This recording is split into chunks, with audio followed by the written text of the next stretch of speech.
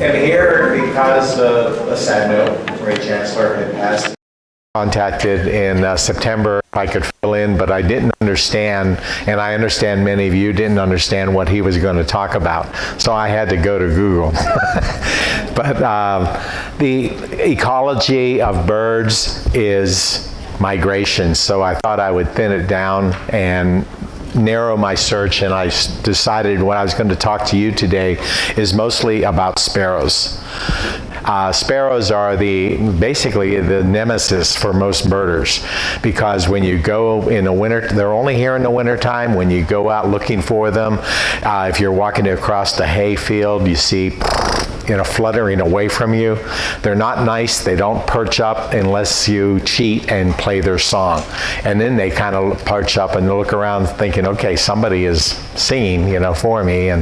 Or you pish, what they call, and what you'll see many birders out walking around going psh, psh, psh, psh, psh, psh. That brings up all kinds of little birds out of the bushes if you see movement. So today, these are, by the way, a couple baby owls that are down at Village Creek drying beds. They're there. The mother is there every year. Have you all seen rookeries of great blue herons in one tree, like there'll be 7 nests? Great horned owls will always move right into those rookeries and take the middle nest, because she knows that during the daytime when she's sleeping, the adult herons are watching the nest and scaring away predators, and are very vocal if there are predators. But in late March, he's just trying to cool down. It was 70 degrees that day, and so this little baby was just moving around, and it was fun to watch. So I'm going to talk today primarily and address what is migration. Well, I've learned a few things in my research. Migration is birds and animals. They are moving to look for seasonally abundant food. Many of our birds that come to Texas are coming down from the northern states and Canada, where the snow covers the seeds and insects on the ground. So and most birds eat more insects than they do seeds. They need the protein. It's nice that we put out bird feeders, but the primary reason we attract so many here is because of our ragweed. They're almost all in seeds, and a lot of birds go after. It was determined or studied that ragweed attracts 91 species of birds.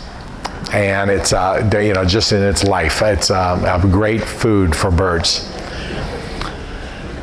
But the other reason that they migrate north, because that was a good question that I read on one of the websites, is they are looking for that daylight hour. And the birds that go all the way up to the Arctic Circle, sparrows included, will have as many as 5 clutches of eggs during the summertime, because the sun is up all the time. It goes down around 2:45 in the morning. I've worked in Alaska up in Fairbanks, and it drove us all bonkers, trying to get away from the sunlight and be able to sleep at night, because then the sun comes back up at 3:10. So it's just a little dip, and Fairbanks is not all, it's 100 miles south of the Arctic Circle, so it's even worse where some of the sparrows travel to. They're all the way up on the Arctic Circle, above the Arctic Circle, I mean. They escape the cold. It's a motivating factor, but most birds, including hummingbirds, can withstand cold. Hummingbirds in particular, they go into a torpor, where they just literally, they slow their heart rate down to 8 beats a minute, and they lock their claws onto the branch they're sitting on. You could literally walk up and break the stick and walk away with the hummingbird on it. It won't realize you're doing it. And then as the sun comes up in the morning and starts to warm them up, they become active. But they can withstand temperatures down to 20 degrees. Down in Ecuador, there are hummingbirds that live above 8,000 feet, and it's always cold up there at night. One of the reasons Tarrant County and Texas is a very popular birding destination for migrating birds is we are on two of the major flyways. We are primarily on what is called the Central Flyway. These are the birds that are coming up out of Mexico and South America, and they are flying straight over top of us on the red lines there, and they're heading up to their marshes and bogs in Canada and the northern states. I mean, some birds only migrate 300-400 miles. Raptors, especially. I have gotten into arguments when it came to raptors. People say, but raptors are here year-round. Yes, but if you haven't noticed or drive around the airport, the red-tailed hawks population goes from 4, which are there regularly, to about 35. If you drive around that service road, they're almost on every other telephone pole, and during the winter time. The Mississippi Flyway is close enough to us that we also see birds that normally are headed up to Illinois, Michigan. If there's a storm or something of some case that brings them in, they will accidentally come over this way. Many species, there are a number of species we call accidental visitors, but they're not rare. They're just accidental for us and rare. The Fort Worth Audubon Society, I put together a booklet a number of years ago, and I update it every 2 to 3 years. It's called A Bar Graph of Occurrence, and I have some later if you're interested in purchasing one. We sell them for $5. But what we've identified in collecting all bird observations all the way back through the 1920s from a number of birders who are very well known, including Ray, people who actually kept lists of birds of what they see on every single outing. I am not good at doing that. I try, but I just don't have a good, accurate record on a day-to-day basis. The number of birds that we have normally year-round are 60 species. And as you see, during the wintertime, our population goes up by an additional 103 species. That's during January, December, and February cold months. They actually live here during those months. In April and late March and October, September, the migrating warblers, that bumps us up with another 110 species. Birds that basically are flying over top of us, but they might stop here. American pelican, some do stay here, but they pretty much just land on our lakes and stay for about 3 days, 4 days to refeed themselves, and off they go. Continuing north or continuing south. And then the accidental species, there are 62 in our booklet, and these are birds like the scoter, the white-winged scoter, which is normally off of the coast of Oregon. It's a duck, a deep-sea ocean duck. It will dive down 50, 70 feet to find its food. And it was sort of fun watching him when it came here and went into one of our ponds that was only 8 feet deep. I mean, because he literally would come up and shaking his head, because he's not used to hitting silt and mud and other stuff. And the reason he was here was he stayed with a flock of ruddy ducks. Ruddy ducks are located in British Columbia and Washington. They're a small duck. And this bird probably say, oh, I look almost like them and they're diving. I'm going to follow them, because he got lost from his own flock, is my interpretation, and probably is what happened. They tend, younger ducks will follow, younger birds will follow other bird species, and thinking, oh, they're going to show me where the food is. So today I'm going to talk primarily about our sparrow species. In North America, there are 49 sparrow species that have been identified. In Texas, we normally only have 27 species of sparrows, but here in Tarrant County, we have 17 species of sparrows that stay here, that routinely return here. One of the things I want to mention is why do sparrows, they're now using, because the technology has gotten better, they're using very small transmitters that are transmitting to the military's receiving stations that are planted all over the United States. And these receivers are used for many things by the military, for traffic. Every plane has a little transmitter. cars have transmitters, police cars. They know where many things are. Well, now they've released that technology and people are planting them. My sister up in Philadelphia, one of my older sisters, I have a big family, 9 kids. She belongs to a club and they're banding and putting these transmitters on monarch butterflies. That's how, and it doesn't need the monarch butterfly's ability to travel.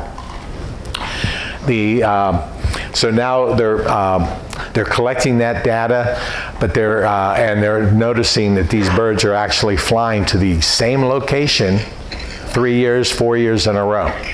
And it was, returning to where they nested. Mississippi kites, when I mentioned them as in my biography, they returned to the same nest tree. If they successfully raised birds the previous year, they'll be back. And if they failed, they might come back to the same neighborhood, but they're going to go into a different tree. One of our speakers at the Audubon chapter for our monthly program speakers, he came in and he showed scientific data that they've now studied, and found out birds' brains actually have a section of brain that is this going off and on? Yeah. But birds' brains actually have one section of the brain will remember everything that they do, landmarks, food, where to go, where their nest was, for up to 4 to 5 months. And then it's cleared. And I mean, it's like resetting. Yeah, yes, so some of us might do that, but it's, but it was kind of, and they do these studies, and it's, you know that some birds are probably harmed in doing this. Another interesting speaker was up in at Oklahoma University, where they were trying to determine how do birds fly north. So that they actually found a planetarium that was being closed down. So they leased it for 3 years, and they put the stars up on the planetarium and put the birds in there, and then they shift it to the following, it's a springtime or fall, and birds actually took off, to fly, and they flew into the ceiling. The guy told us, unfortunately, that they were harmed, or they, the ground level of the planetarium was light enough that they would land someplace, but you could tell they were trying to fly north.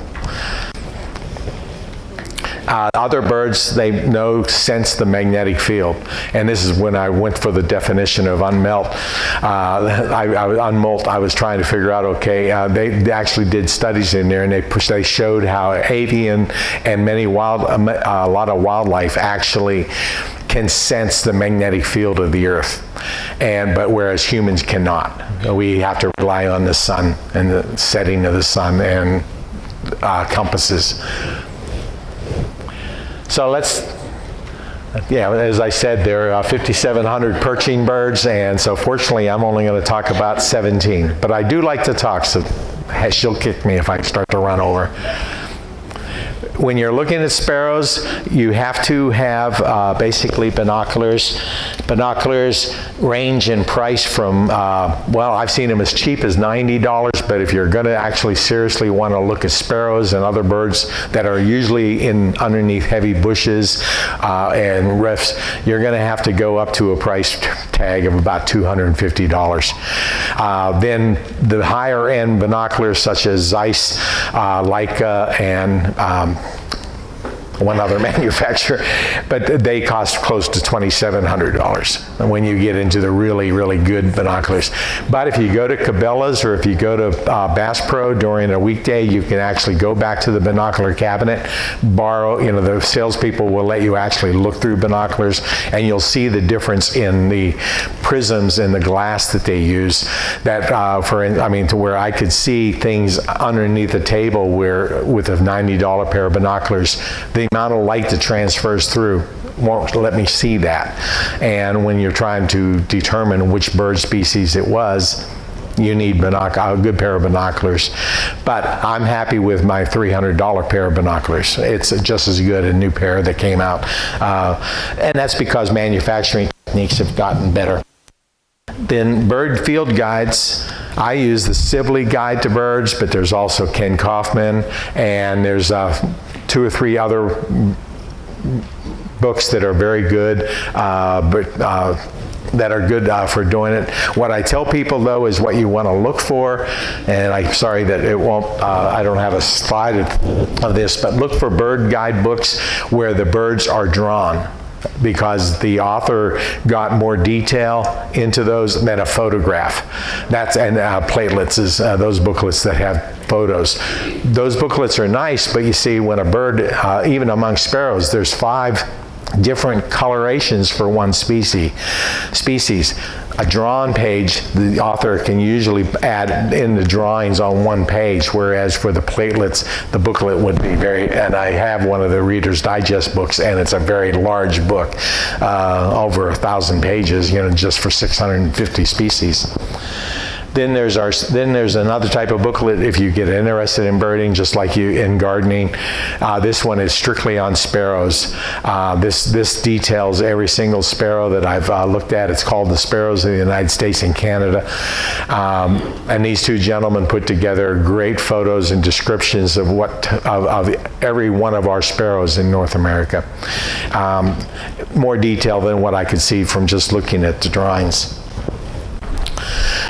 As phones became more powerful, my little phone here I don't want to talk to you. As my little phone here has more power than the space capsules back in the 70s, and there are apps that have come out that are incredible. I mean, for instance, on the left, the Audubon Field Guide, and there's also 2 others. And in Apple, I think that you can get the same one. What the Audubon Field Guide does for me is I can go to a bird species. It gives me the data and the details and description, but it also gives me the 5 or 6 bird calls that a particular species does during a year. Because when birds are here, they don't sing. We have a few birds that sing, but like the wrens, you all hear them, Carolina wrens in the backyard. Little bird that sounds huge, and but there's chips, and there's calls, and I might play one later for you for the towhees, which is a fantastic call that you can use down here, because towhees down here, as bird species, eastern towhee and spotted towhee, they do not make sound. You hear them. I mean, as I'm walking through the woods, I hear rustling in the leaves. That's a towhee. And I'll start looking for him, and sure enough, there he is, because he's kicking up leaves. You'll see a little, almost like a dog. The leaves will be coming out from underneath him, as he moves them. And then I have this, and I was told that I can send it to you, and you can put it on the website. There's a list of a number of websites that I use. It's actually a more comprehensive list because it also has places that I like to go to, live bird cams, and around the country where a number of organizations are filming birds live in their nesting boxes or in their nests. You're probably familiar with them. Most people go and visit the bald eagle nest cams. But I'm weird. I go and look at ducks, Then if you are into, start to record things in your backyard, another app that is great is the eBird or iNaturalist. There's 2. In our area, a number of people use iNaturalist because it allows you to record any species you see on a trip or in your backyard at any time. eBird allows you primarily is strictly for birds. And one of the nice things that I use eBird for is I went to Florida one time. I used eBird to do the entire state of Florida because I had 9 targeted birds that I want. Now, by the way, I do not chase birds. I'm not a lister, but I would like to have seen a snail kite and a scrub jay, and but all the rest of the birds they have in South Florida, we have here. So I didn't have to travel that far. But I used eBird, and okay, where has the snail kite been seen this week? And it took me right to the city. I got there, and there it was, sitting on a tree. Sounds exciting, but it's. I was hoping I should have said where eBird, snail kite, eating snail. That would have been more. I would have liked to have seen how it did that. So if you want to improve your backyard, you know, to attract birds, this is perfect. And in this particular type of backyard, you would see a number of birds. Like I said, spotted towhee, ruby-crowned kinglet.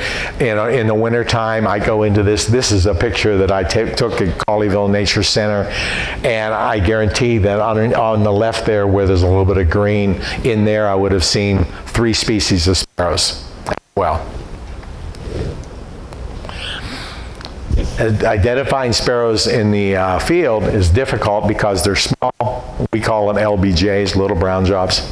And they, you know, and we actually have that on our bird list, you know, that, you know, how many birds did you see today? Oh, I saw 2 of this and 2 of this and 3 LBJs, you know. And it's because they're very quick, they're shy, but I've learned over the years that there are things that I can look for. For instance, at a quick glance when you're in the field looking at sparrows, look for streaked sparrows, unstreaked sparrows.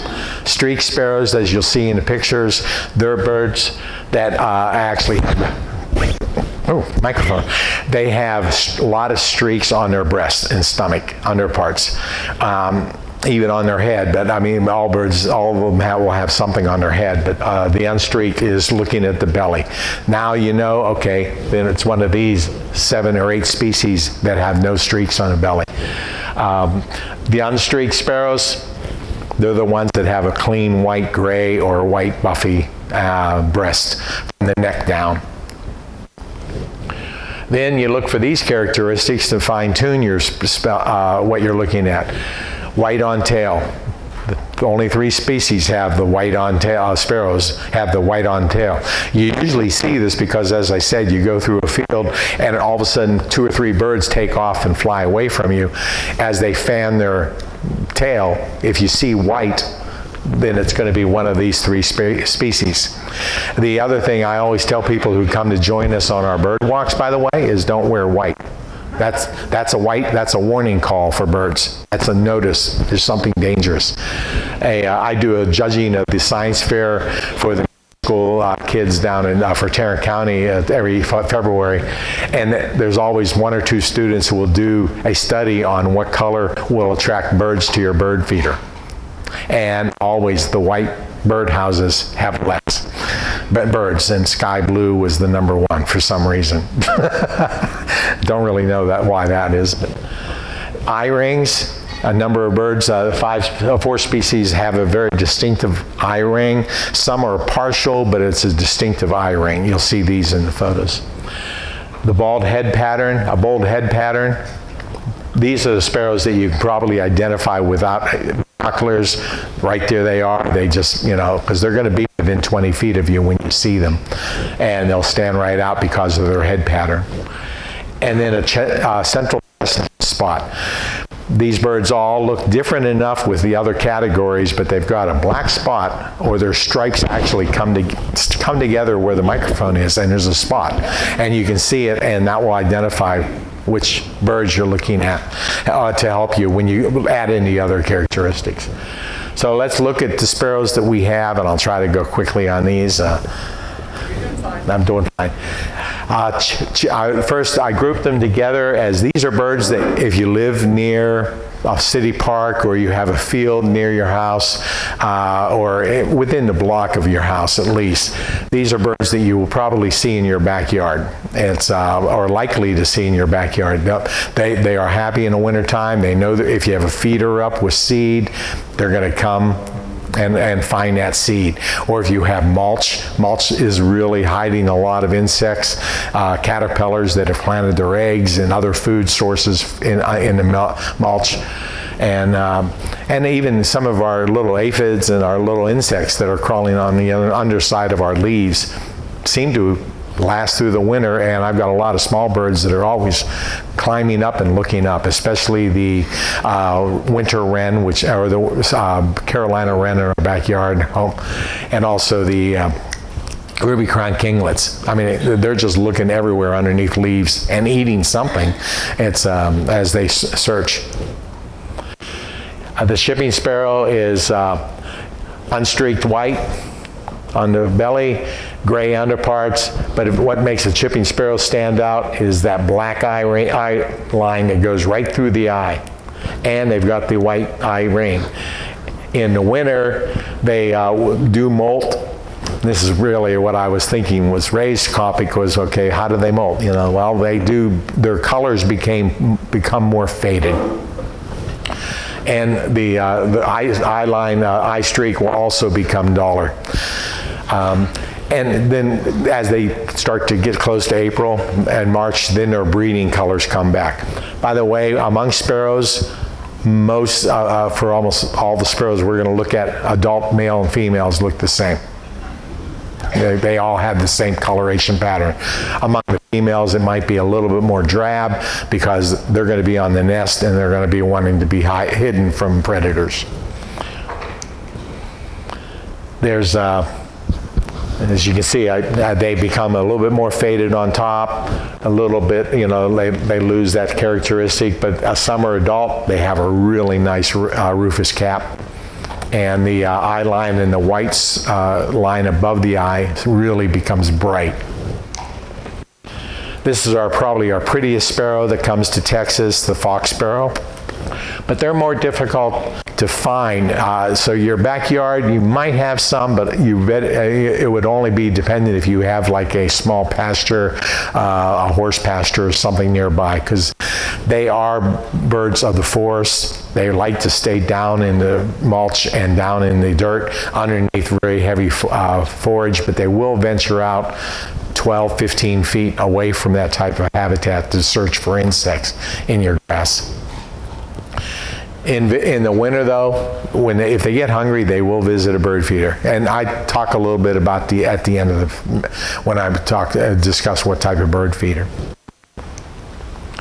The crown, this is the red, we have the red version. When you look in a bird book, you're going to see that there's actually 4 colorations for fox sparrow. Out in California, they're more brownish red, but the brown kind of stands out. They're darker with gray patterns. Our version is this type here, but we have some that are just incredibly rufous colored, and it just stands out more. And this is one of the birds that has a slight, what it appears to be almost a spot. The stripes just come together on the breast, and it makes it look like a spot. A sloppy spot, as they call it. Some of the other colors for the fox sparrow. The next bird is the white-throated sparrow. This one arrives usually at the end of November. They're easy to hear first when I'm in the woods or over at Colleyville Nature Center walking on the paths through all that brush. I'll hear this whining noise. And that's what they do during the winter, is they're just kind of keeping track of where the rest of the little flock is. Some of the flocks will have as many as 15. And other flocks, 6, you know. But they really do flock, stay in flocks down here as a communal. Now when they get back to Canada and breeding areas, the males are more territorial and will chase away other males and fight to the point where they will kill other males. In summer, the crisp patterns are this way, but in the winter, they still have the characteristics. There's the white throat and the lines and everything, but you can see it's much duller than a bird in the breeding colors. Now, this isn't too much of a problem for us. I mean, we see the juvies, but because of the habitat, I personally would never confuse a juvie white-throated sparrow with a swamp sparrow, because swamp sparrows are in bogs and swamps. I mean, you know, we have them here up along the lake, Lake Grapevine, or if a person in your area has a really nice field, but with a water tank, and they allowed the grass reeds to grow this up high, that's where you find swamp sparrows. But white-throated sparrow, they stay in the forest underneath bushes, near creeks, but they're not really looking for wet bogland. The Harris sparrow is our largest sparrow. Unfortunately, they're in declining. I belong to the Fort Worth Audubon, and for the first 9 years in all of our winter bird counts, nobody saw one. Even though it's they used to be more popular, the population used to be larger. But what they look for is a hedge with a big grassy pasture next to it in the winter, and because they drop down, they eat the insects, and but then they pop back up in the trees and watch us. I was so sad to see Colleyville go after Euless on Old Heritage Road behind Target. That was my sparrow road, and when they finally did start to arrive, I had a flock of Harris sparrows in there, numbering in the 50s every winter, and for 5 years in a row. Then they came back in. Euless built their whole thing up out towards 121. So Colleyville came in and put it in a housing development all along the west side of Heritage Road. Made it faster to get to Target, but because I lived on the south end of Heritage Road. But it's a very distinctive bird. It's our largest bird, our largest sparrow. When you see them, they're about this tall. I mean, compared to the other sparrows that are 4 inches, etc.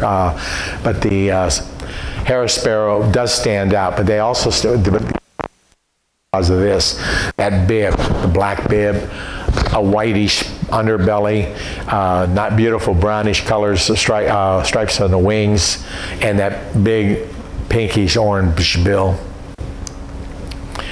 And as they get older, the males have a very all black bib and crown, whereas the females will have the bib, but the crown won't be quite as distinct. It will be like a dark brown, a little bit of black up there.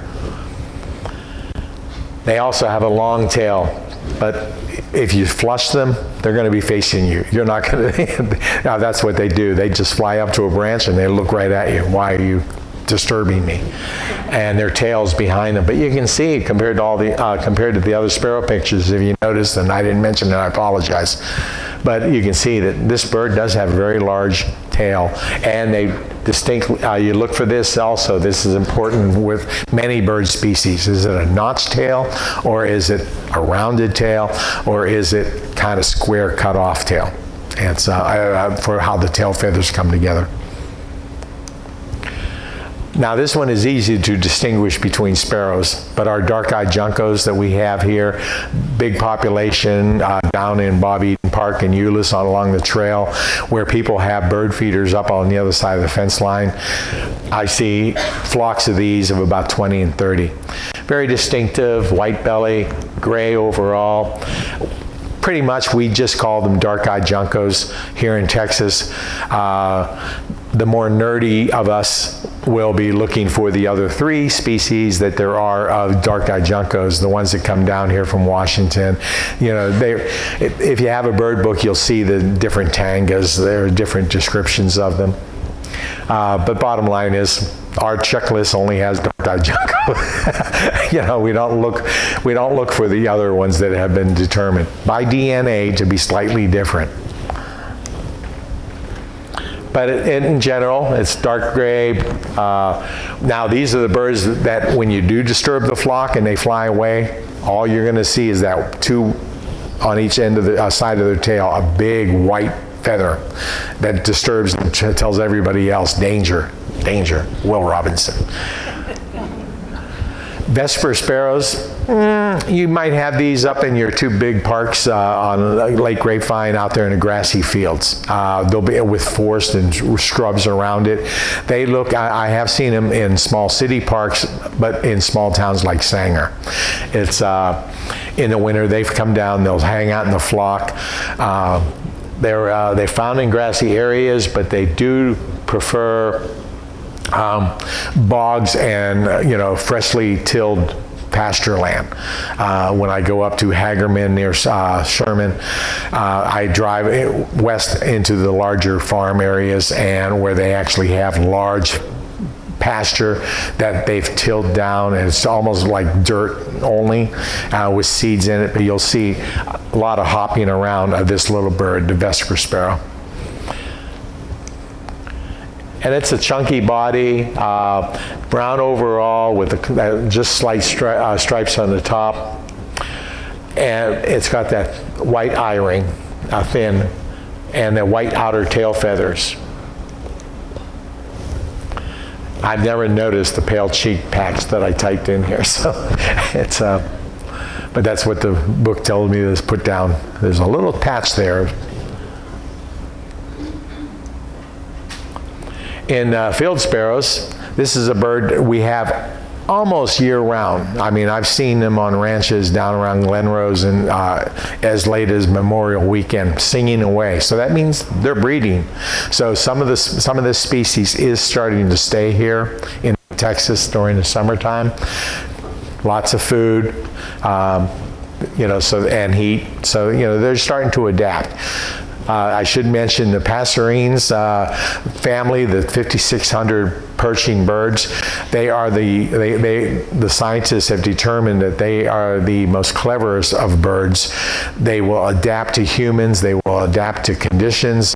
They adapt readily, and they tolerate, because we're not really going after them as predators, but we've also built habitat that they love.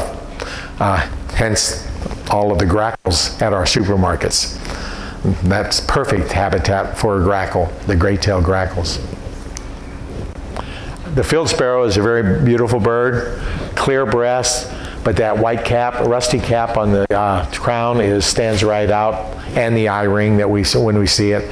Generally, this is a bird early in the morning when you go out to any of the type of properties I was describing. They will be up on top of a tree singing away before 9 o'clock. And then they get quiet and they go eat.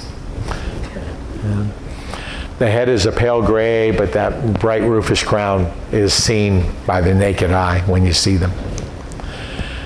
Song sparrows, these are birds that I generally see out around pond edges that have heavy, tall grass. But what really makes the song sparrow stand out is they have a very distinctive brown spot, as you'll see on the next slide, on their breast. And that one you can see that from a distance.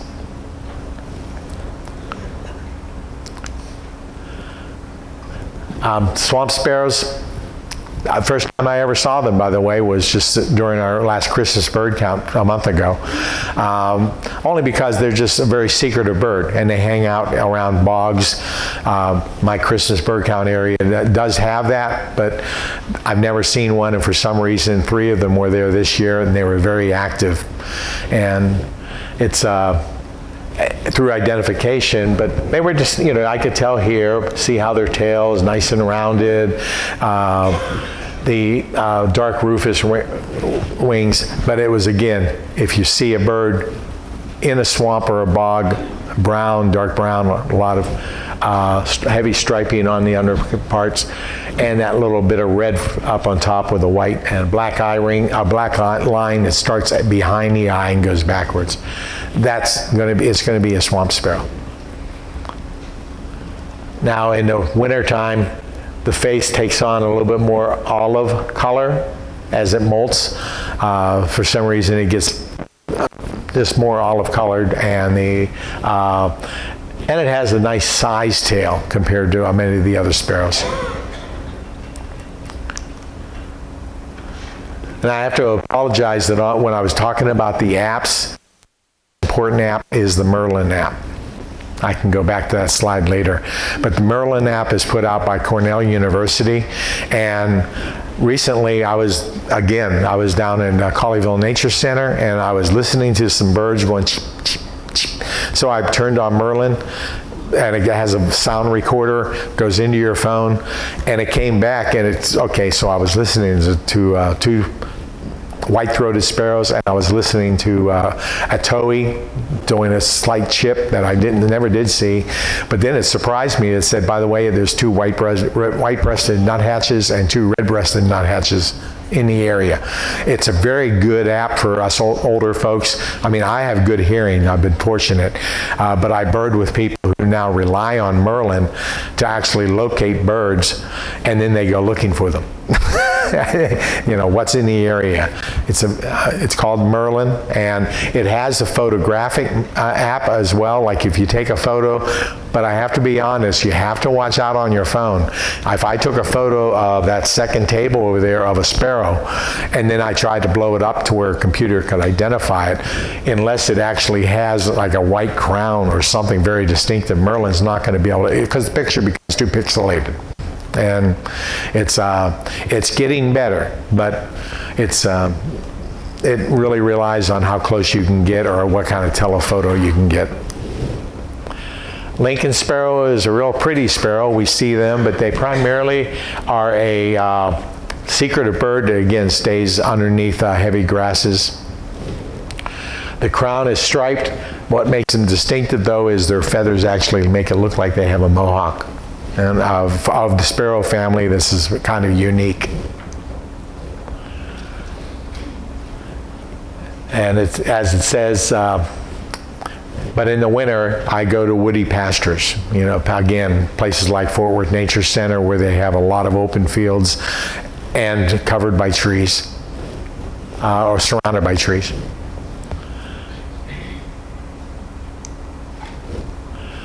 This is the one sparrow that we used to have one of our chapter presidents for many years ago. Basically, if they saw a bird that a sparrow that they couldn't identify, it became a savanna sparrow. Because the savanna sparrow has everything, but one distinctive thing that savannas have that stands out is that yellow lure, that yellow patch right above the eyes and behind the beak. Other than that, they are very pretty with all the heavy striping. And they're found mostly along roads with heavy grasses, right near farms. The lark sparrow is really difficult not to identify of all the sparrows because of that. And with the naked eye, you're going to see that, and you're going to know right away it's a lark sparrow. That black back mustache and the sides of the throat, but that white spot on a very clean breast. And they're a tall, slender sparrow. When you see them, they kind of stand out because they really perch themselves up on the ground when they in their shape. Now, a juvie is an example of what we have here in the wintertime. A juvie that has come, is going to start to take on the characteristics. The other thing, when they're facing away from you, is it looks like they dip their tail into a can of white paint. The white-crowned sparrow, similar to the white-throated sparrow, but it's very distinctive head pattern. This is the bird that flies all the way up to the Arctic Ocean, northern Canada and Alaska. That's where they breed. Then they come here. So they usually don't arrive here, in my experience, on my bird list. I usually don't see them until, I have seen them occasionally in December, but usually it's right in January, February when they now have arrived. They just, it all depends what the weather was like on the flight down, that makes them go. And first winter, you can see they really, their white crown really does fade into a brownish. Even for the adults, it becomes duller on that, around that white crown. That brown starts to show up for some reason. LeConte sparrow, I just threw one slide in for this one. This is a very rare sparrow. If you find this one, please call me. And yet it's not on an endangered species list, but it's found around boggy meadows with tall grasses. So, and the meadows have to be fairly substantial, like a football field. And they stay down in the grass. And if you scare one, they run in the grass. They don't fly. And they're just very, very distinctive of all the sparrows. Many sparrows will pop up onto a fence, pop up onto to see who's fishing in the area. This guy, pishing. he runs. And when you're talking 30-inch tall grass, you don't see him. Does he nest? Do they nest on the ground? They nest on the ground too. Yeah, a number of the sparrows do nest on the ground. And I was going to mention this one does in those tall grasses because of their size and their egg and the nest size. It's very, very tiny. They're not taken advantage of by cowbirds. That they do have to put up with carpenter ants, no, not carpenter ants, fire ants and other ants that will go after them, and insects and snakes.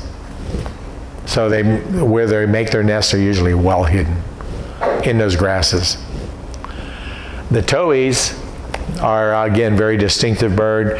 They used to be called the russet towhee, and there's several species in North America, but what we have here predominantly every winter is the spotted towhee. And, you know, because their description is kind of, these are birds, they're ground birds, they stay on the ground, they nest on the ground. We primarily will have the spotted and the eastern towhee. Eastern towhee, you can see, just has less spots in the back, whereas the spotted towhee has more predominant spots there, but a lot of white there in the area.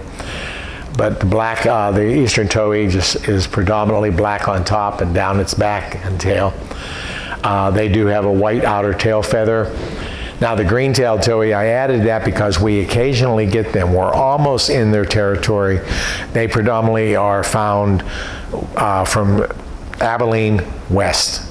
And we had them here one year, 4 that were found in Tarrant County, so we almost wanted to call it an eruption. But but it was, oh gosh, I'm talking 2009 when all those fires were out in West Texas, and I think that's what drove them this way. It could have also been they drove this way because of the drought that was going on at that time period. So a few thoughts on if you want to attract birds to your backyard.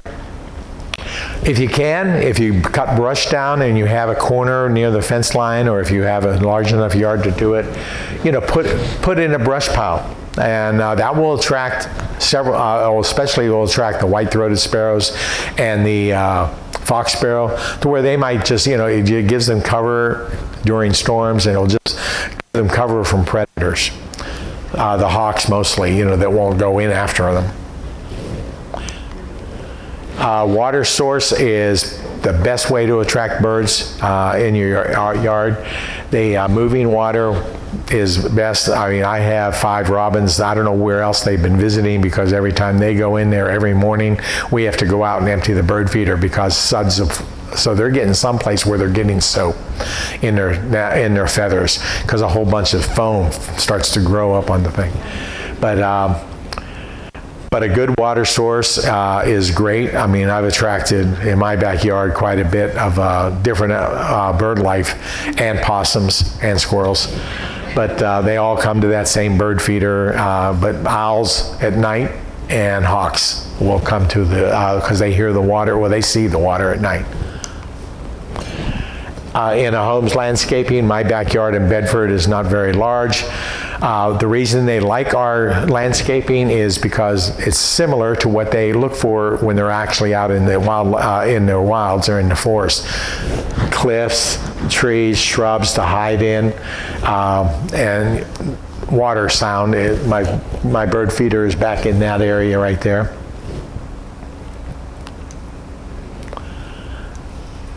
Right now, the birds I have in my backyard are primarily the chickadee and the titmouse and the blue jays. And this year, for some reason, I've got a bluebird coming into my backyard, which surprises me because I don't live near a field. I know there's bluebirds out there on the power line, but I live 2 streets up from it. So for some reason, one bluebird has been coming into the yard to grab black sunflower seed. If you do put up bird feeders, please don't let your cat outside. It's a predator. Some people have told me, cat lovers especially, that, well, it's just doing what it was taught. No, it's not. it's just, you know, I mean, if they were eating it, I'd be happy with a cat. But if they're not eating the bird, they bring it to your back doorstep, and you lay it there. Look what I found. I'm just, I just wish people would either keep them, keep them indoors. Now, luckily, our neighborhood has coyotes and two bobcats. So the cat population usually stays stable. I feel bad when I see the posters on the telephone pole, but it's just feeders. You buy feeders for what what type of bird you want to attract. A nut feeder will attract the bigger birds and the red-bellied woodpeckers. This type of bird feeder I can't use in my backyard. I have a squirrel problem. Now, I've caught 12 squirrels and released them over at Bob Eden Park. Somehow they're making it back across 121, across Walmart. No, we know there's, a mile and a half distant. They know where my feeder is. Or as it says, if you remove the alpha squirrels, other squirrels move in. And that's what's happened now, 5 months later. But the little squirrel catcher that I bought, it's worked. In the first 2 days, I had 9 squirrels. Ran out of gas running back and forth, and 1 squirrel at a time. But the Audubon Society, and this is some of the stuff that I was going to be sending to the club so you can post on the website, but a really nice addition that they recently added was audubon.org native plants. A lot of gardeners that come and visit us at shows, I give them the brochure, but they stopped printing the brochure.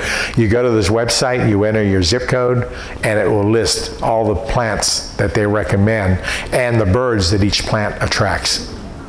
It's a nice. Now, if you're a real gardener, you probably say, well, there's more. But as far as the Audubon is concerned, I think they did a good job on their listing. So you're welcome to come to our Fort Worth meetings. We meet on the second Thursday of every month from September to May. We also have field trips.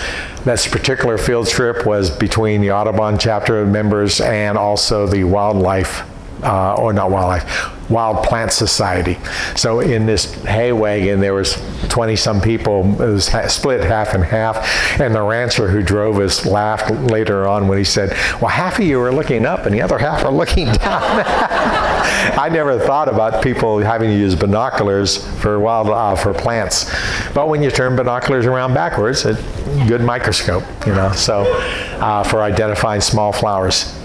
And that's me in a self-portrait. I basically would go out and sit in a field and just wait for the birds to come back to life. If you sit down in most parks, give it about 20 minutes, and then birds will finally realize, oh, there's no predator here, and they start popping back up and singing and doing things. And one of the things I saw recently that really excited me was I never watched downy woodpeckers doing their courtship.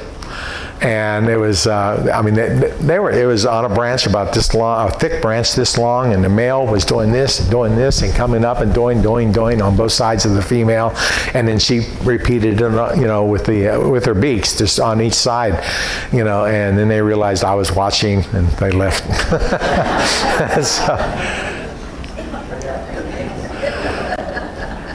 So those are the sparrows, and if you have any questions about other birds, you can feel free to ask if we have time. Yeah. A few minutes? Yeah. I used to have a lot of cardinals, and my cardinals have all disappeared. I have a couple of woodpeckers. I don't know if that has something to do with it. Well, one of the things that they are becoming alarmed at, but our cardinals and woodpeckers stay here, but bird flu is a problem. But although I'm not finding carcasses. Now, granted, squirrels do take a carcass. They are meat eaters, and they will go after birds and carcasses. And so, in my backyard, I have the same number of the 9 species that are there regularly, including the downy woodpeckers and the red-bellied woodpeckers. Yeah, they don't like each other. It's not like each other. Squirrels are meat eaters, just like other bigger birds are. But blue jays, I've never seen a blue jay catch a downy woodpecker, but blue jays will go after my other small sparrows and will, as meat. It's just, and then you have the hawks. But now I'm not sure if they just moved on. The cardinal population this year on our bird counts, I'd say was probably down 10%. And we kind of, when I describe cardinals, I say they're our junk bird because they're the largest number of birds next to the really big junk birds like the grackles and in the wintertime. And so I can't, there might be a chance, wherever you live, it might be that they were affected or they just found a better food source. You can compete by going to Wild Birds Unlimited and buying the $55 version of 20-pound bag of I call it the patio mix, the ones that don't have shells, but that really seems to attract. But cardinals, they love shelled sunflower seeds, black sunflower seed. Oily, make sure you buy that, not. No, it's I buy my food that I primarily use is without shells. It's the meat. They put it through some sort of a grinder and remove all the meat of the seed itself, and there's no spillage. Those are the ones that I have next to the patio. That was me. Sorry. Yeah. Pardon? Well, it's a little weight-sensitive trap that's about and it's 12 by 12 inches, and maybe this long, and it's the doorway is sort of like a guillotine. Yeah, I found it on, I bought mine on eBird, but I was told that like some of your places like Foreman's or the here in Grapevine, there used to be a feed store right there almost down to, it's closed. Yeah. And I remember though many years ago I saw that they had one, but if you're on Amazon, it's I think it was $29, $28. It's stainless steel, and what I use for bait is what they always go after: shrub sprinkler heads, but bird food. I mean, for the life of me, I know why squirrels are doing that. They don't want to gnaw their teeth down, because squirrels, their teeth will actually grow back into their jaw if they don't have food that will actually knock down those tusks. So they go after my sprinkler heads, they go after the PVC piping. We put in brand new windows this year, and for some reason they went after the molding around one of the windows. I mean, there's all these teeth marks on it. And every single one of my vents on the roof, PVC pipe that goes up from your toilets and your dryer and everything else. I finally had to go over and buy little aluminum roofs, to cover the top, because they've just gnawed them down 4 or 5 inches. Yes? What's the difference between wrens and sparrows? And I've always said it's wrens in our backyard, isn't it? Yes, we have, wrens are very popular, we have a lot of wrens and numbers of wrens in our backyard. It's a DNA thing, just the classification of the American Ornithological Union. They're the ones who determine what family group a bird species falls into, and wrens are just in the same family, I think, as like the ruby-crowned kinglet. I mean, it's a DNA thing that in their studies, and they change every 5 years. I mean, I've seen birds disappear as far as the name. They go to another group, and in the booklets, and it's. They're just not sparrows. It's by their action. You can see a winter wren. Almost all the Carolina wrens are a very little, plump body and a very tiny beak, because they are meat eaters. They're not seed eaters. Primarily, they do eat some seed. Again, at my feeder with no shells. Yes, well, and I have the encyclopedia, and I was going through the encyclopedia of Audubon's Encyclopedia of Birds, which is a very detailed, hardly any photos, just a big booklet. But as I was reading through there, what I was finding out about sparrows is they used to be the finch family. and making it up. But then it's a subspecies of the finch family. Just like wrens are the subspecies of what they call the finch family. And finches are a subspecies of the finch family. You know, in our Christmas bird counts, house finches were never seen in Tarrant County or North Texas until 1988. It was considered a rarity. People drove down to Hyco and points south down in the valley to find house finches for their checklists. The only thing I have against listers is I just ask, what is your carbon footprint? I mean, if you got one of our members, she'll get in her car and drive to El Paso if a hummingbird was seen north, you know, and then she returns home. And nonstop, no sleep. So, any other questions? Yeah. Where do you hold your meetings? We're in the, now it's called the Texas Health and Science Research College or Center on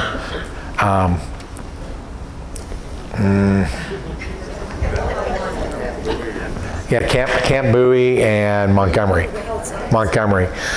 But it's on our website. I have the map there, and we're in the research building. We never have live birds because of that. So if we have a program coming up, such as what you had here at the library with black lamb, prairie raptor people, we have to go to River Legacy Science Center. They host our meetings when we have live animals, because they're doing the research there. If you've watched all the early days of research of COVID, that's what they were doing in that building. Yes? Speak a little bit about light pollution and migratory birds. Well, we just had a good talk about that recently too. But starting several years ago, they were looking at light pollution of street lights and our house lights. That it's distracting. Most small songbirds of the passerine family, when they migrate at night. And because there's less raptors and things, but they get distracted by all of our lights. And they'll also our tall buildings with the glass. It was kind of odd and interesting with the woman who came to us. She pointed out saying, well, now actually window strikes are a bigger problem for number of death fatalities than light pollution. Light pollution will distract them. One of the things that she had photos of that was discovered was in New York City, the new Twin Towers exhibit, where they had big spotlights on the ground that went straight up, and they were powerful enough. It stayed as a solid 20-foot wide beam up to 10,000 feet. Well, they were finding out that raptors during migration were getting caught in that light, and they were actually just circling for hours until they collapsed from exhaustion. And, you know, because they called the Audubon Society and said, why are there dead raptors and other birds here at our exhibit? Is something going on? So they went out and filmed it, and you can actually see a hawk fly into this beam of light and do this. So now the exhibit not exhibit, but where they have this light for the Twin Towers Park, now they shut the lights off at 10 o'clock and turn them back on at 6. Well, it doesn't make sense. They have them at 6 p.m., you know, so they're on in early evening, but they don't leave them on all night. Yes? What's the brand name of your binoculars?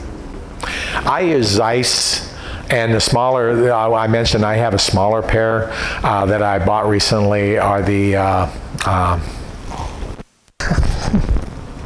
sorry. You spell that? I use Zeiss and Z-E-I-S-S,